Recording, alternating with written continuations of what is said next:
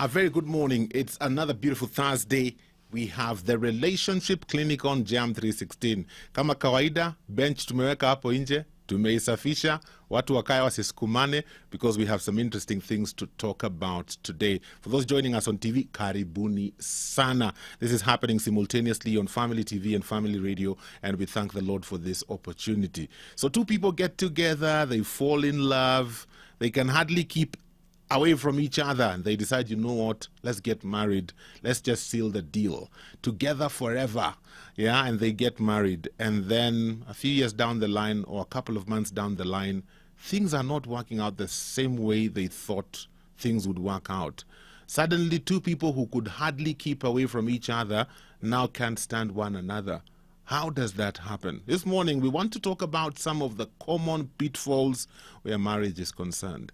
You know, if you're going somewhere and somebody comes and says, by the way, when you get to about 1 kilometer, there's a huge pothole on the left side of the road, watch out for it. If you know it's there, you'll look out for it and you'll avoid it. Or somebody comes and says, by the way, yeah, when you get to this junction, take the diversion, because if you keep going straight, there's a huge trench in the middle of the road you can't pass, you will crash. Then you know what to do. So if we are able to look at some of the common pitfalls in marriage, then we can avoid them and build better marriages. I'll be introducing you to our guest shortly. Questions are welcome. 20316 is the SMS line. WhatsApp number is 0786 316 316. It is the Relationship Clinic, where we talk about relationships, we talk about marriage, because we must build strong marriages. You know, one of the things that really gets to me is, like, every other conversation you hear, especially in the media, secular media, about marriage, it's always the negative. Man, it's always negative. When will we talk about the marriages that are working? That's why we have this program every week, where we talk about relationships and how to build them and how to build strong marriages. In studio with me today is Hammer Time. Hammer Time 2020. Hammer Time 2020. Pastor Daniel Nyundo, how are you doing? I'm doing well, sir. It is so good to see you. It's good to see you too. Karibu studio. Asante. Nimekaribia. I'm feeling at home. You're feeling at home. Yeah. This year we have to build marriages. Sure. So talking about pitfalls, typical pitfalls in marriage. First of all, maybe let's what's a pitfall? When we talk about pitfalls, what are we exactly talking about? Pitfalls. When we talk about pitfalls, basically what we're saying is let's take for an example, you're walking down a road. Mm-hmm. You can come across certain things that will sort of like divert your journey. Mm-hmm. So you may come across maybe a trench or something, Yeah. something that will stop you from getting to Where you need intended to go. Yeah, so when we're speaking about pitfall, especially in this context, these are things that will sort of probably make your journey a bit harder. Mm-hmm. You know, give you some, try and draw you a bit back. You know, they get you off your course a bit. Things that probably you didn't expect. Yeah. You know, they happen suddenly. Yeah. Things that, you can't avoid. Mm-hmm. You know, so they're basically things that are there that, and another thing, you have to deal with them. You You can't ignore them. If you ignore them, they will stifle your journey. You know, there will be no forward movement. So a pitfall is something that is there. You have to deal with it. Okay. It may be negative. It may be hard. It may be all that. But you have to forge a way how to deal with it and, keep moving. Because, the journey has to continue. Yes. Yeah, so that's how we now when we come across these pitfalls, we have to, get over them and get to where we're going. Okay. Yeah. So what are some common pitfalls that we can discuss today where marriage is concerned? Marriage is concerned. Yeah. And wow, when it comes to marriage, there are quite a number. Number one, what I'd like to say to the viewers, the listeners, is that marriage has pitfalls. It has pitfalls. It has pitfalls. Yes. That's the number one thing to understand. Because when you have that in your mentality, it prepares you. Yeah. Because most of us, many a times, we come into this thinking, we're coming into this perfect, fantasy world. And they lived happily ever after. Yes, exactly. And I don't know why we always go to those. I remember the books, Sleeping Beauty. Yes. But they never tell us what is a happily ever after, and what does it entail? What does it entail? Yeah. It's always, imagine for yourself. Yes. So every marriage has pitfalls because you're bringing two entities together. These are not entities that have been hewn from the same place. Yeah. You know, this is a husband and a wife who are coming from totally different backgrounds. So when they come together, there's the culture that you've been brought up in, there's a background, there's all these things that you have. Yeah. So, of course, pitfalls will be there. Another thing we need to understand is that we're human. Yeah. Being human, error is, you know, it's to us. Yeah. We are not perfect. You understand? Through different things, we're growing and all that. So when we come together, all this comes to play. So one of the things, just let us understand that from the get-go. Yeah. Number two, be ready to work. Pastor Jemo, when we think about marriage, a lot of people are thinking, okay, sawa, tunakuja, tunakula maisha vizuri and all that. Yes. What we forget, marriage takes work. It takes work. It takes work. It takes a mentality to work at it. So one of the big pitfalls that comes about is when, you know, a husband and wife come into the house and all that, and an issue comes up. And it's like, this is not supposed to be here. You know, why are we facing this? Yeah. But understand, it's a daily process. When you're with somebody, to make that, you know, that's why you call it's about making a relationship. When you get into marriage, it's not made. It's the beginning point. Yeah. Oh, yeah. So it's the starting point. You're starting off. So to make this thing work, to make this thing grow, you have to work at it. So a lot of people are stuck at that. So you find husband and wife come into the house and it's like everything is automatic. Marriage is not automatic. Wow. So that is one of the pitfalls that people face, because that mentality to work at things is not there. You find the husband and the wife, it's like, you know, sasa kila kitu iko automatic. So if something comes across, you know, people are left in a daze. They don't know what to do. But people, please, let's understand. It's you work at it. You work at it. Yeah. It's almost like we expect, because we are so in love with one another. Exactly. Everything will just work Will itself out. fall into place. Yes. And I tell you the truth, Pastor Jemo, even in life itself, it's not like that. Everything takes work. And a lot of people, this is where people, you know, start getting bored. People start giving up. Yeah. You know, you start Yeah. regretting. You know, you've not made an attempt to push this thing forward. Yeah, so that is one of the pitfalls. Number two. Before you go Yeah. to number two, you know, I'm just thinking, we never ask ourselves the question, what does it take to have a great marriage? That is true. You know, it's like when you're in business, you will always ask yourself, what will it take for this business to succeed? Exactly. You know, I need a good product. Yes. I need a good location. I need advertising. I need marketing. Yeah. And you put your effort into all these Exactly. things. And you know, if I do this, then this will work itself out. Exactly. But somehow in marriage, we expect this to work itself out, but we don't know the ingredients. That is true. Yeah. That is very true. And I've seen this a lot in, you know, personally, and even in people with I've interacted with. Like you're saying, it's like this is one of the things that there's no planning at all. No. You know, it's just come together and things will push on. Yes. But one of the things that we need to set, one of the things that will help us avoid pitfalls in marriage, have a vision for your marriage. Like you say, have a vision. Where do I want my marriage to go? Okay, fine. I want it to go in this direction. Yeah. What do I need? You know, it's interesting you say that. It's very interesting you say that. Because last week and the week before, the last week of last year and last week, I had Pastor Cynthia. Oh, wow. Pastor Cynthia Wamboyi Otieno. And she brought about this concept of writing a vision for your marriage. Yeah. She said it's very important. Where are you guys going? Because if you don't have a vision, then what are you working towards? You've said it again. It's pointless. Because even Habakkuk talks about it, you know, write the vision in plain letters so that when the runner is running, he can see it. Yes. You understand? So it gives you motivation. Because, Pastor Jemo, life is all about, you know, moving forward. So if you have two people who are together and they don't know where they're going, yes, you understand, the motivation, the zeal, the passion is not there. Because daily we have to come together and ask ourselves, okay, fine, you know, honey, remember we are headed somewhere. Yes. That will give us the urge to work on things. That will help us even when conflict comes. One of the other pitfalls is people don't know how to resolve conflicts. We'll get into that later. Yeah. So when conflicts come, this that vision speaks. You know, in marriage, you need something that will speak louder than the things that you're facing. You need something that will call louder than the pitfalls. Yeah. Because if you get into a pitfall, there's that tendency to get stuck there. But if there is a voice, something that is calling louder, there's a vision. There's a vision. You can be able to, okay, let's pull out of this. and forge forward, because our vision is still speaking. You know, it's still talking to us. It's still giving us motivation. So we have to, you know, find our way to get there. Yeah. So vision in the marriage is very, very important. It's interesting because I think it was yesterday I was listening to something by T.D. Jakes, and he was talking about how he plans his life not 1 year after another, but he plans a whole decade. Wow. Yeah, It's 10 years for you. 10 years. He plans his life in 10-year spans. That is, and so he was saying, if you ask me how this year was or how last year was, I'll tell you it was good or bad, not based on that year, but based on the 10-year plan for the 10 years. You know, and when this year I'm going through some pain, if it's making me better towards my 10-year vision, I won't tell you it was a bad year. I'll tell you it was a very good year.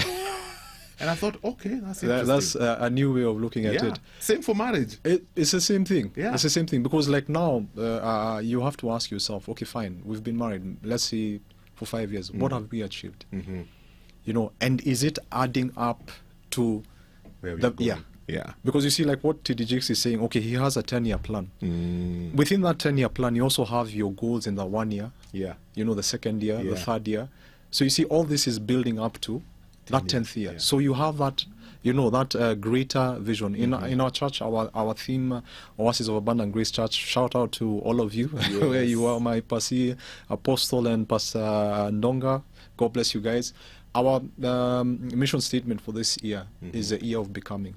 And I remember Pastor was teaching last Sunday, and he said, when you speak about becoming, it is a connection of so many things. You understand? It's putting so many things together so that it can become. And it's the same thing we're talking about. Marriage is, you know, putting so many things together. This year, last year, the other year, all that, culminating to some place. And that can only happen if you have a vision, Pastor Jemo. And that is the thing that and this vision needs to be established, by the way, even when guys are dating. Because it will guide you to the spouse who you're going to attract, who you're going to be with. Because Pastor Jemo, some of these things, as Jesus said when he was healing the guy who was the disciples were unable to heal, you know, he came in and he was being told, your students are bure kabisa, can you do something about this? You know, and he said some of these things are from birth. You understand? Marriage, some of the issues of marriage are from birth. So it takes somebody to be whole and made, you know, to really understand. Okay, first of all, understand yourself. Am I whole? Am I okay? You know, is everything set within me? Do I understand my weaknesses, my strengths? You know, what do I want with life? Okay, fine. Now I'm bringing somebody else into, you know, into this party. You understand? So the vision that you have will help you. You know, you won't be so gullible looking at so many things that don't matter. But you look at somebody and you say, okay, fine, in the next 10 years with this person, I'll be here. Exactly. In the next 20 years, we'll be here. The kids we are bringing up, the generation. So vision is so paramount when it comes to marriage. And it helps a lot. That's why you see mission statements on companies. Anytime you walk into that institution and you read that, you know, you get into check. This is what we are about. You understand? So everything you're doing when you're working, when you're doing what you're doing, is towards that goal. So I think for marriage, that is the same thing. It helps when it comes to a lot of pitfalls. Because a lot of times we get derailed. So you suffer things and all this, and you get deeper and deeper and deeper.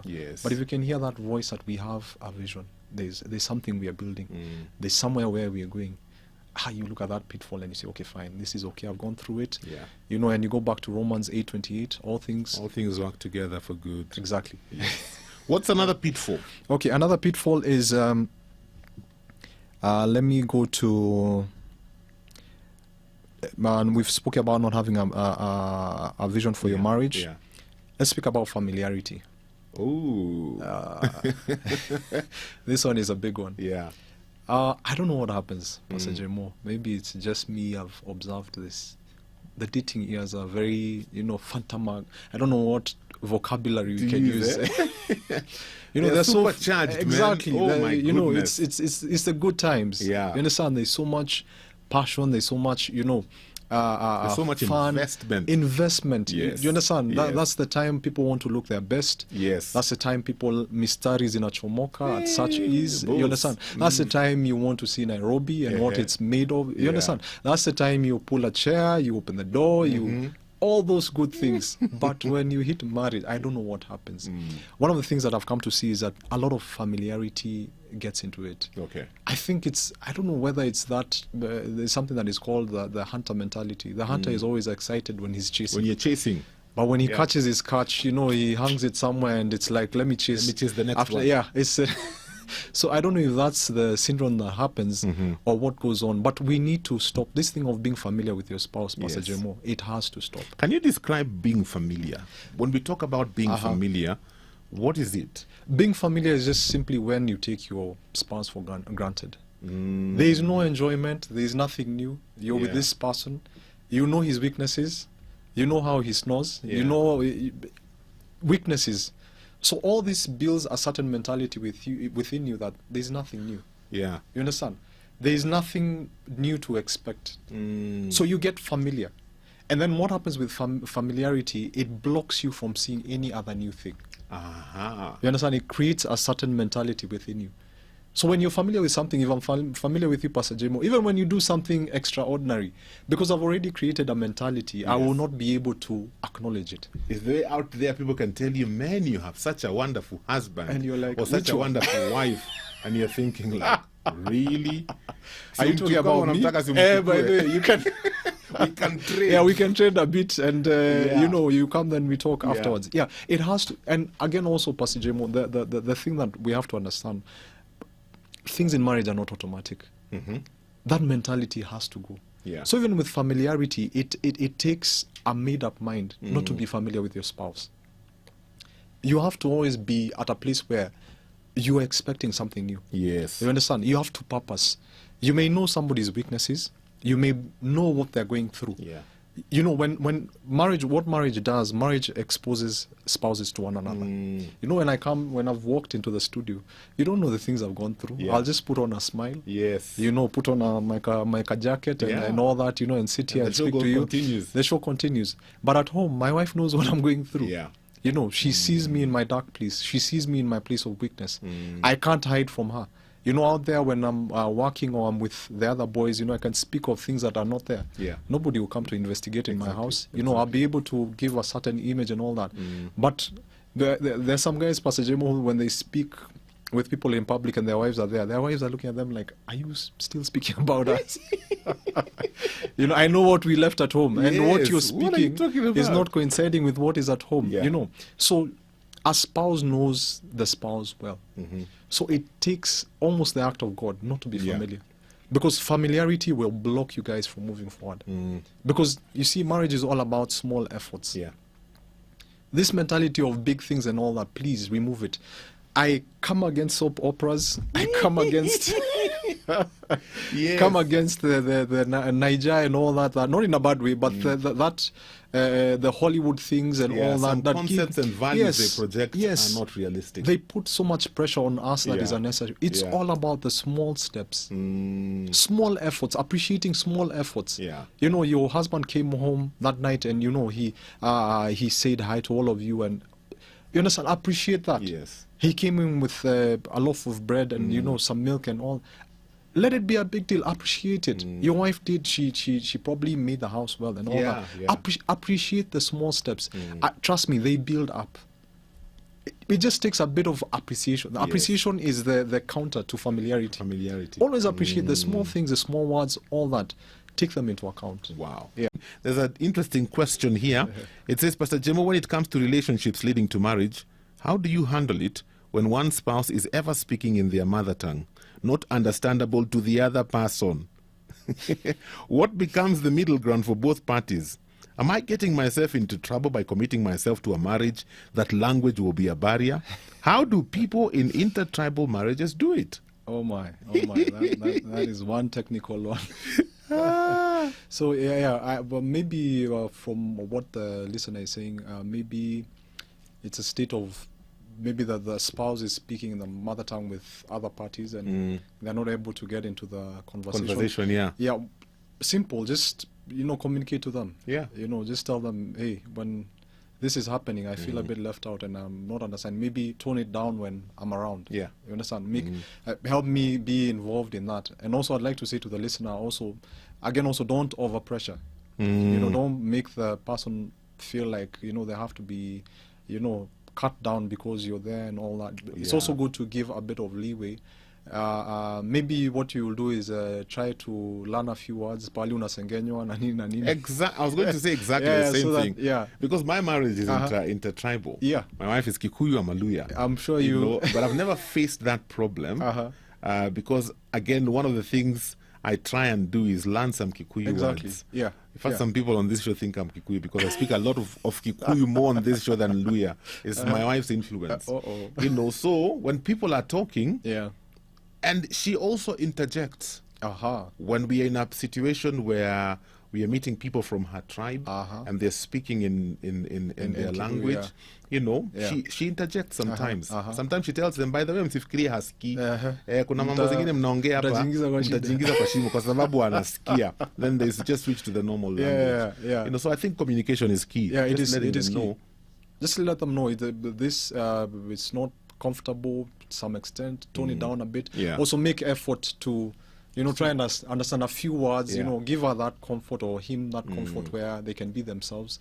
Just try and make it work a bit more. I don't think it can really be an issue in marriage. Unless something is being spoken against you. Yes. Naomi, you're listening in from Eldred. Thank you so much for tuning in.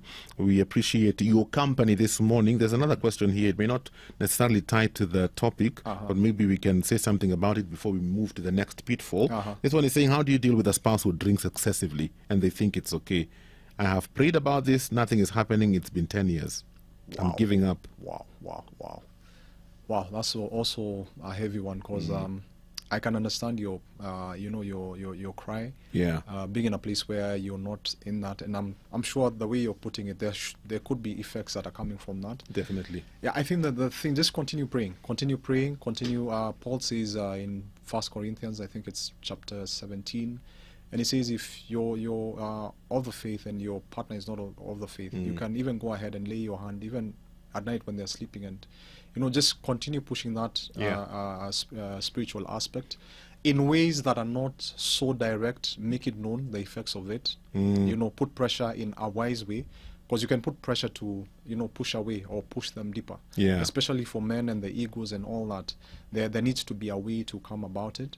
But let the effects be known. So that even when this person is doing that, there's that ringing at the back of the head. You may not be able to get him by the throat and shake him out of that. But continue, putting pressure in terms of these are the effects, not directly but indirectly. And don't give up. Play your role. Don't let it push you out of your role. Sometimes some people are won by you standing in the right position. Don't move your side. Don't be bitter. Don't be spiteful. But walk through in understanding, in wisdom and understanding. Very true. Back to the whole familiarization thing. This one says, praise God, Pastor Jemo. Today I have learned a lot about marriage. Recently, I have been into issues with my husband, but I have learned that there is this pitfall of familiarization in my marriage. We dated and a few months decided to move in together. That's the biggest mistake I did. I did not take my time in knowing him well. What can I do to change what is happening in my marriage? Wow. I think it goes back to what we were talking about dating and all that. Guys, please, and I beg, I stress, I beseech you as a book of Romans. I beseech you, brethren. Beseech you, please. Dating is not Fantamagojas and all that. Fantama, what? Please take it seriously. Yeah. This is a time to scrutinize, to find out, collect data, push all the buttons and all that. Please make sure you know this person. We are not talking about intimate. Know how this person thinks. Know what is the reputation of this person, where they come from. You understand? How is this family built, or what are the dynamics of where he comes from? How is he known? And I'm talking both for her and she. Find out. So that when you're coming into the marriage, like she's saying, you're not meeting somebody who's different. For her now, in the situation that she's in, I think the best thing that she can do is just have, a sit down with the partner, the spouse. I don't know if they're married. If they're married, She wasn't clear about yeah, that. I don't know if they're married. If they're not, maybe I'd advise probably a separation for some time. If there are no kids involved and all that, take some time to now, walk through it now carefully. You understand? Yeah. Take it a bit now slower. You understand? If Yes. it's in terms of relationship and all that, have a sit down. If you need to add somebody there, maybe a counselor or somebody who can walk you through, just open up now the can of worms and Yeah. let's get to know one another. Let's take it a bit slower. Let's get into it more seriously. Yeah, because it can be, if you stay in that situation, it gets worse and worse and worse. Yeah. Because it's early, hit it now. Talk to the person, the spouse, tell them now, let's get to know one another now. Yeah. I want to understand this, that, and push it in that way. Okay. Yeah. Peter is asking, is it good for him to marry somebody who's more educated than him? That's okay. How do I put it? Let me put it this way. I don't think marriage is governed by the education setup. Yeah. There's something called intellectual intimacy. What that entails is that intimacy has different brands or arms. Yeah. There's emotional, there's sexual, there's physical, there's experiential, there's intellectual. So it's good to be on the same wavelength. When we talk about intellectual, not just education, but somebody who you can hold a conversation with. Exactly. You understand? Yes. So Kionge, it's not like the other listener who's saying about language. If you're not intellectually on the same level, wavelength, it can be like the person who's saying moja naongea Kiluya mwingine na, Exactly. it brings a certain barrier. But in education wise, I don't think that it should be, if both of you are comfortable with that, if it's not an issue between the two of you, and you know it at the initial stages. If somebody's always bringing up their education, pulling that card for you, Pastor Jemo, you know me, degree, PhD. you know me, PhD, and it's in a condescending way. No, hiyo itakuwa shida. Yeah. Itakuwa shida. Yeah. But you have people who, because you being a man, leadership is not just education. It's leading. You understand? You can have there's something called being witty, being wise. Yeah. Yes. You may not have the education, but you know how to go. Godly wisdom. Exactly. Yeah. So if that is there, and this card is not always being pulled, that is okay. But if you see now at this stage where this card is always being pulled, no, that will be It will be an issue. Exactly. Okay. Yeah. Let's move on to another pitfall. Yeah. So the other pitfall that is there, and this one is very, very, technical. Yeah. Misunderstanding your roles in marriage. Yeah. Okay. Okay. Misunderstanding your roles. Yes. And this leads to competition. And by the way, do we misunderstand the roles because we make assumptions? We never actually sit down and talk about it. Exactly. We just assume you're a woman, you're supposed to take care of A, B, C, and D. You're a man, you're supposed to take... Exactly. There's no that pre-talk or pre-understanding, pre-coming together and knowing, okay, fine, I'm the husband, you're the wife. Yeah. You're the wife, I'm the husband. Yeah. What are our roles? Yes. How do we stop from overstepping? How does it get to a place where if, a question is being asked based on the family, it's a man's place to, give an answer. Yeah.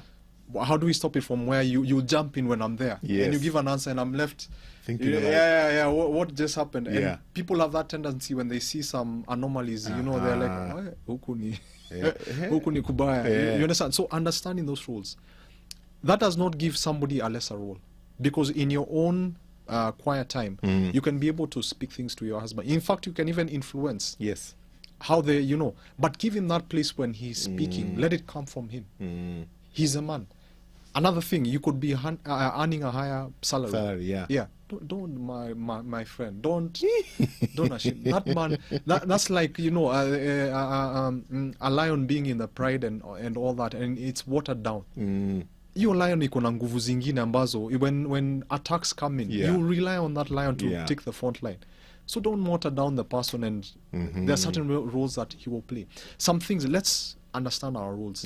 I see it a lot, especially in this age with the girl child being empowered. And a lot, women, I'm not against you. I also hit at the men. But you see, a lot of women have come to that place where they're taking more of that leadership role. Yes. You understand? And when this is happening, the men are sort of cowering back. Mm. When the roles are switched spiritually, it's a cause for disorder. Okay. So men, please come back to your position, Yeah. the position of leading, Mm-hmm. providing. Providing is not just financially. Yes. Providing direction, Yeah. providing love, providing security. Mhm. You understand? Your kids are looking up to you. Men, Providing please, a covering. providing a covering. You're the Yes. priest of that house. Yeah. You know, your kids are looking for, listen, especially if you have girls, they're looking for confidence from you. Yes. Reassure them. You know, be there for them. So men, come back to that role. Wives, respect a man. Let me say this: a man's greatest desire is not just love; It is respect. it is respect. When you respect a man, you've loved him. Yeah. When you respect a man, he will do anything for you. Mm. Akijua tu huyu mtu ananitambua, that man will roll over. He will kill a few people. Okay, don't kill people, but he will move kill a few lions. Yeah, kill a few. He will make his way, you know, Uh. to be effective in one way or another. Yeah. So let's understand our roles and play them. Okay. Yeah. Wow. A comment here coming in. You haven't given me your name. You say, I'm loving the show and confirming what you are discussing, especially learning the background of your partner. And please emphasis that the man should also learn how the lady was brought up to avoid conflicts. That is also so true. It So is. true. So true. Yes, sir. There's a comment coming in. Uh-huh. This goes back to the show we did that people keep asking about. Says, my marriage broke up 6 years ago. Reason? My ex was a narcissist.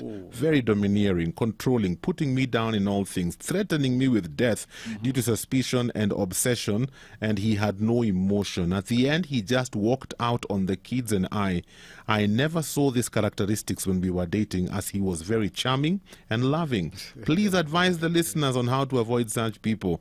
They kill you and your spirits. My kids and I are happier now than when he was around. Wow. My. Yeah. Wow. You see, that one takes us back to, you know, that topic. Yes. And it's what we are saying, you know, earlier. When it comes to dating, my friends, that is a make or break moment. Mm-hmm. You know, you have to, like she's saying, when you're getting, I don't want us to get into narcissistic and all that. Yeah. But when you're getting into it with these people, that is their MO. They're charming, you know, extreme, all that. So Yeah. you'll be taken to the moon and back. But it takes you to, one of the things is you have to be whole. I speak to a listener today. If you're getting into marriage, make sure you're not getting into it for odd reasons. Yeah. You understand? You're not getting into it to get some satisfaction in one way or another. You're not getting into it so that somebody can build you. You have to be whole. You understand? And that will help you in attracting a healthy person. Yeah. If you're not healthy, trust me, you will attract a toxic relationship. Yeah. Because what she's talking about is very toxic. And I know I've studied it, I've seen it, you know. It gets out, it's a very toxic place because this person will no empathy, no emotion, they Yeah. don't feel. Yeah. And they'll take you to the moon and back, then they enslave you. Exactly. You're there to serve their purpose. So I speak to the listeners, please, when you're dating, even ask for help. You know, there are people who are out there who can take a look at your situation and tell you, by the way, that person, there's something there. And Yeah, you're all something caught is up not in the right. lovey-dovey and all that. Yes. But take some steps back and listen to some people. There are people who have gone through it. Yeah. There are people who can see and tell you, okay, by the way, you guys, it's good what you're doing, but Yes. hakuna mahali mnaenda. Try and listen to that. You know, at times take your emotions away from it and look at it practically. Like we're saying, 10 years, what am I expecting? Yeah. I'll have children. Yeah. It won't be about all this fun that we're doing. 20 years to come will be, you know, at a certain place. Is this person able to sustain? What are the anger issues that this person has? How do they deal with tension? How do they deal with not getting their way? Yes. So it entails all that. Okay. Yeah. Let's not look into that.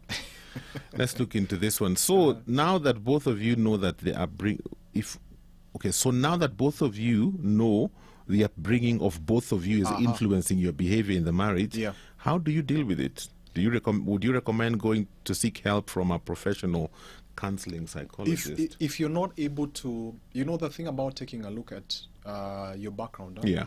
If I, Daniel Nyundo, look at my background and understand 1, 2, 3 is an issue, the initial impact would be, how do I change this? Yes.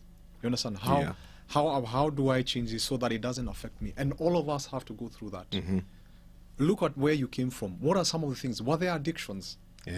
Was there watu walikuwa nalewa? Was there drug use? Where was it coming from? Was it a certain pain? How are the marriages back in, what are the things that have been happening, and how have they impacted me and made me? So that when you get to that point, your course of direction now is, how do I change that?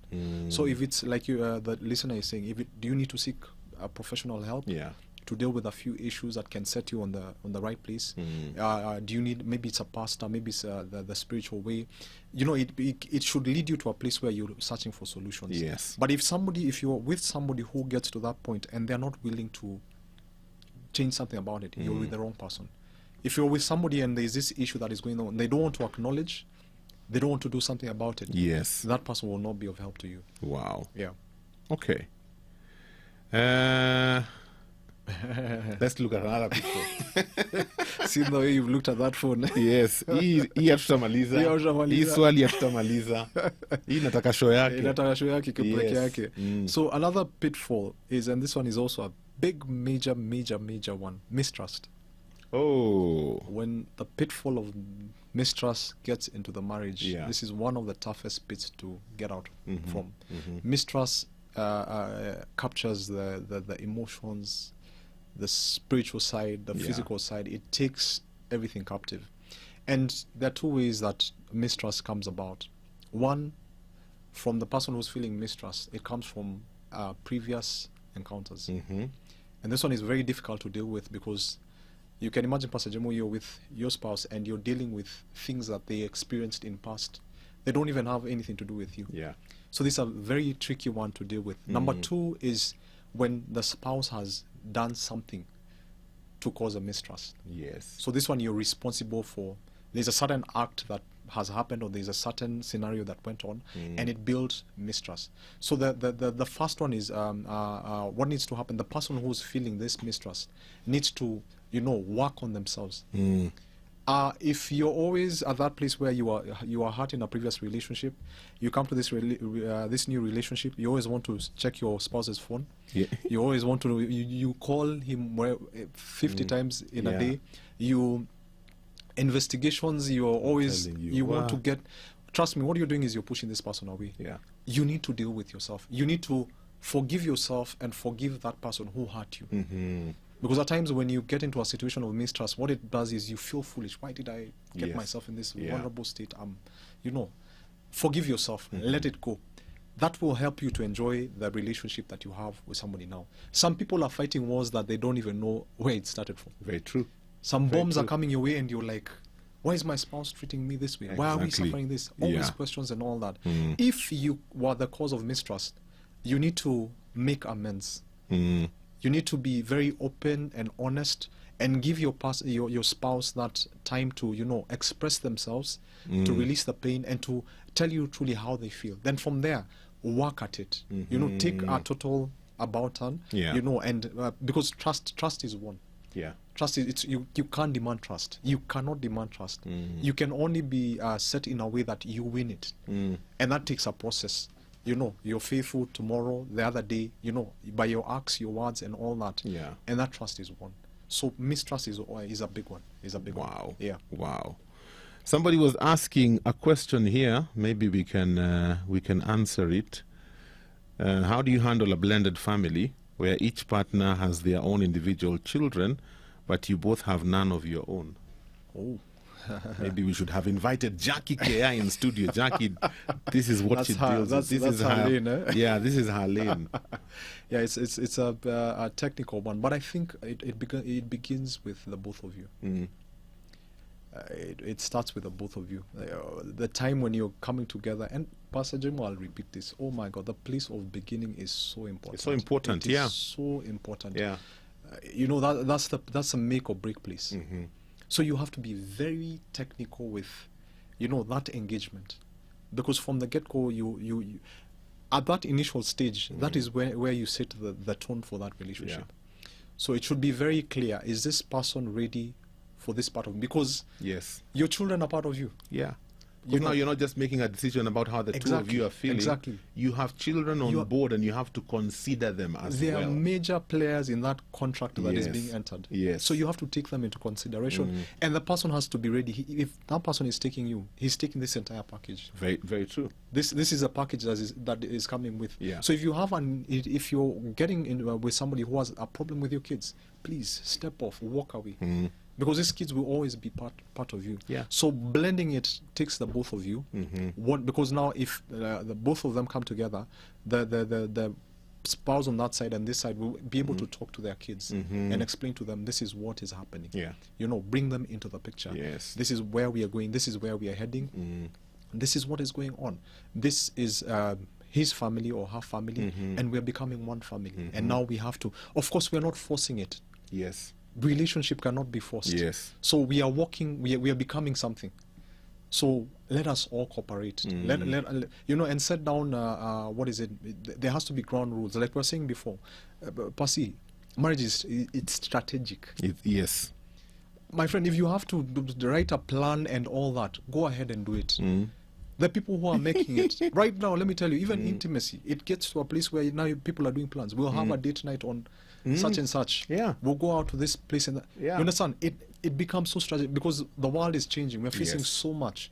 So you have to be very strategic. If you want things to work in this generation that we are in, you have to be very strategic. Yeah. So if it takes making a plan and telling them, okay, fine, this is how we'll get to know one another. Don't force it, but have a plan. Let it work itself out naturally, and push it forward from that point. But remember, both of you, it takes the both of you. If the two of you are on the same page, you'll be able to spread that down to the to the rest and bring them to a place where. But if you're pushing if one is pushing the other spouse, no, your children are not important. No, mine are not this. Yeah. There is that separation there. If you're not understanding one another, it will be a problem. Wow. Yeah. Naona wakati unatupatia kisogo. That's what they used to say, and I'm also hearing voices in my head. What would your parting shot be? My parting shot would be this. Maybe the last one that I would want to probably put out.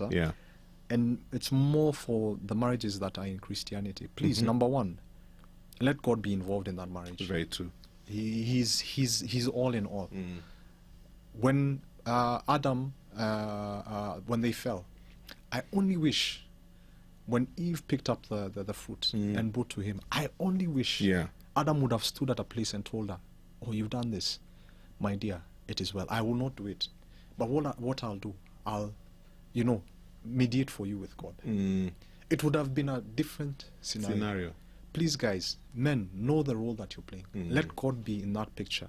And let him, play, take his place in that marriage. Number two, please, Christian marriages, and hear me well, do not hide behind religion. Ooh. I bind the religious spirit in marriage. Guys, it has to be worked on. Prayers will do the foundational work. Yes. But the top layer is built by you and your spouse. Address things. Conflict resolution. Know how to address your conflicts. Know how to talk and to communicate. Don't leave things to just, we have prayed, I'm going to church, I'm doing all that. Work at your marriage. Spouses, you have to be there within one another's life. Give each other a chance. Let there be goodwill. And that marriage will work. Awesome. Yeah. Asante sana. Thank you, sir. Tuma salamu. Masalams. Masalams ni lazima. First of all, to my beautiful wife, Kathy Nyundo, and yuko na deni. Pastor Jemo he's not happy, so you need to know what to do with that. Salams kwako. My two beautiful queens, my two beautiful daughters, I love you so much. They're in school today, but they were giving me encouragement that you can show fanye vile what needs to be done. So my love to them. My church family, Oasis of Abundant Grace Church, love you guys. Thank you for the support. Apostle Ndonga and Mrs. Ndonga, thank you so much. God bless you guys. And everybody who's always opened their ear to me, the little that I have to say, God bless you guys. Asante. We thank the Lord for you, my friend. Thank you, sir. It indeed was hammer time today.